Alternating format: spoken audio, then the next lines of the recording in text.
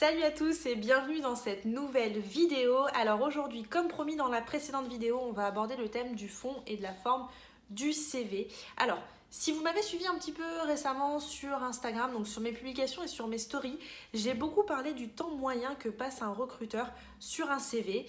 J'ai notamment publié un sondage qui dit qu'un recruteur passe en moyenne 32 secondes sur un CV et pas plus. Temps qui est assez court, donc je vais vraiment insister sur le fait qu'aujourd'hui votre CV doit être percutant, pertinent, tant sur le fond que sur la forme, et vous allez voir pourquoi au fur et à mesure de la vidéo. Je vais vraiment aujourd'hui être assez succinct, je vais vraiment être assez concise, donc on va plutôt parler des différentes petites astuces que vous devez avoir dans un CV de manière générale et non pas de manière détaillée. Ça on y reviendra dans les prochaines vidéos, je serai beaucoup plus détaillée, donc pas de panique, vous inquiétez pas, vous suivrez ça dans les prochaines vidéos. Alors, tout d'abord, le fond et la forme, c'est hyper important. Votre CV, il représente votre parcours professionnel, mais il vous représente aussi sur votre personnalité. Donc, c'est important qu'on puisse comprendre qui vous êtes et ce que vous avez fait.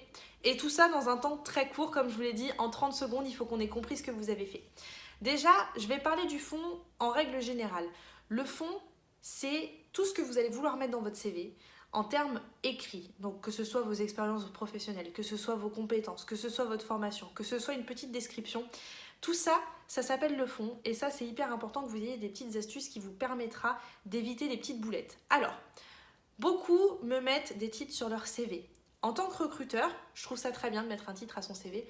Par contre, évitez de mettre un titre quand vous faites des envois en masse. Quand vous faites beaucoup d'envois de CV, vous ne vous rendez pas compte que souvent, vous envoyez des CV avec des titres qui n'ont rien à voir avec les postes pour lesquels vous postulez. Ça, c'est stop.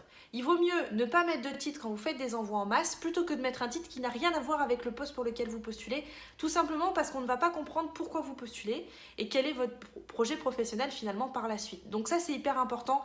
Attention au titre, attention à ce que vous mettez. Si vous mettez un titre ou si vous voulez mettre un titre, dans ce cas-là, faites des envois personnalisés en fonction de chaque poste pour lequel vous postulerez. Ça, c'est hyper important. Deuxième chose, l'orthographe. L'orthographe, c'est quelque chose, moi en tant que recruteur, qui m'étonne beaucoup. Alors souvent c'est des petites coquilles, ou alors c'est des CV qui sont bourrés de fautes, ça peut arriver. J'ai souvent le cas sur les gros titres que vous mettez, formation ou expérience professionnelle, et là il y a une petite coquille, il y a une petite faute de frappe, et on voit que ça.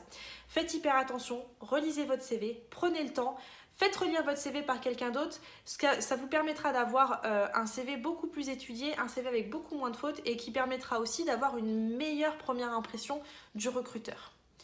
Troisième chose, faites beaucoup attention au niveau de vos expériences professionnelles à bien le mettre de manière chronologique, c'est-à-dire du plus récent au plus ancien.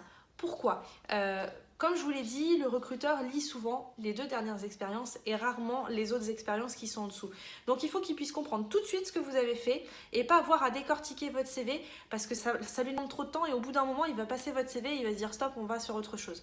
Donc vraiment, mettez bien vos dernières expériences en premier, donc les plus récentes et puis ensuite les plus anciennes en dessous, ce qui lui permettra aussi de comprendre un petit peu tout ce que vous avez fait. En plus de vos expériences professionnelles, c'est important qu'ils comprennent ce que vous savez faire. Donc il faut que sur le fond de votre CV, sur ce que vous écrivez dedans, qu'on comprenne ce que vous savez faire. Que ce soit dans vos compétences professionnelles, donc que ce soit sur des choses que vous avez appris, que ce soit sur des objectifs qu'on vous a fixés, que vous avez réalisés. Je prends l'exemple d'un directeur de magasin qui avait un chiffre d'affaires de 1,2 million à réaliser et qui a réalisé un chiffre d'affaires de 1,3 million. N'hésitez pas à le mettre en avant. Ça peut être aussi pour des gens qui managent des personnes, le nombre de personnes qu'ils ont managées. Ça peut être un projet qu'on vous a demandé de réaliser et que vous avez réalisé. Ça, c'est important. Mettez-vous en avant. Montrez ce que vous savez faire et ça donnera envie aux recruteurs de vous appeler. Quatrième chose qui pour moi est hyper importante aujourd'hui, c'est la partie lettre de motivation. Alors on parlait du fond du CV et la lettre de motivation, elle accompagne ce CV. Aujourd'hui, je vais vous le dire honnêtement, il n'y a aucun recruteur ou très peu de recruteurs qui lisent les lettres de motivation. Pourtant, ils adorent les demander pendant les offres d'emploi, vous avez sûrement remarqué. Mais aujourd'hui, une lettre de motivation, elle n'est jamais lue. Alors, il vaut mieux dans ce cas-là, plutôt que d'écrire une lettre de motivation qui n'accompagne pas forcément votre CV et qui est finalement un copier-coller d'internet, il vaut mieux que vous mettiez un petit paragraphe en haut de votre CV, un court paragraphe qui vous présente et qui nous donne envie de vous appeler. Ça, c'est quelque chose qui est hyper important. Donc sur le fond, mon conseil aujourd'hui, c'est vraiment d'être précis, concis et qu'en quelques secondes, on comprenne ce que vous avez fait. Que ce soit par le titre de vos expériences, que ce soit par la qualité de ce que vous avez écrit dedans, il faut qu'on comprenne ce que vous avez fait et pourquoi on va vous choisir vous pour vous appeler plutôt qu'un autre. Soyez vraiment percutant, draguez votre recruteur. Sur le fond, c'est hyper important. Pour la forme, la deuxième étape de cette vidéo, pour la forme, je vais vous donner quelques petites astuces.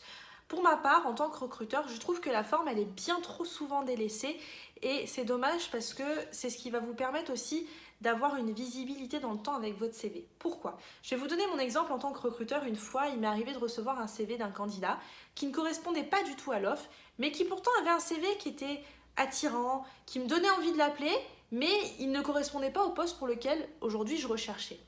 J'ai gardé en mémoire, sans le vouloir, son CV. Et un jour, j'ai eu un poste qui correspondait parfaitement à son CV. Et je me suis dit, voilà, c'est là, c'est lui, il faut que je l'appelle. Ne minimisez pas la forme de votre CV. Même si vous passez 3 ou 4 heures dessus à travailler, c'est important que vous ayez une forme qui soit sympathique, qui donne envie d'appeler, qu'on ait quelque chose d'un petit peu punchy. Je prends l'exemple des gens qui travaillent dans la communication. On n'a pas envie de voir un CV classique. Vous travaillez dans la communication, on a envie de voir un CV qui nous donne envie de vous appeler et qui nous donne envie de se dire voilà, aujourd'hui c'est toi que je veux appeler, c'est pas un autre. Donc vraiment mettez-vous à la place de ce recruteur qui n'a qu'une envie, trouvez quelqu'un qui correspondra à ses attentes, mais dans tous les sens du terme. Il faut qu'on puisse retrouver votre personnalité.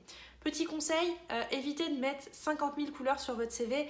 En général, on préfère quand même 2 couleurs, c'est déjà pas mal. Ça permet aussi de donner un petit peu de visibilité et d'avoir cette envie-là. N'hésitez pas à mettre les logos des entreprises.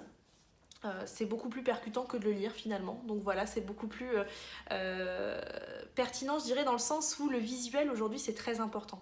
Donc n'hésitez pas à mettre des petits logos, mettre des petits drapeaux pour ceux qui parlent anglais, espagnol, portugais, allemand, tout ce que vous voulez. N'hésitez pas à mettre des choses qui rendent votre CV beaucoup plus attirant à l'œil et qui ait cette capacité visuelle de se dire voilà, aujourd'hui il y a ça qui m'a marqué tout de suite, je vois les petits logos et mon cerveau percute automatiquement. Voilà, donc le recruteur il a besoin de percuter rapidement et de comprendre rapidement ce que vous voulez. Donc n'hésitez pas à mettre des choses qui soient dans le visuel. Alors pas trop en mettre non plus, hein. On ne cherche pas à avoir un CV qui soit plein d'images et de choses comme ça.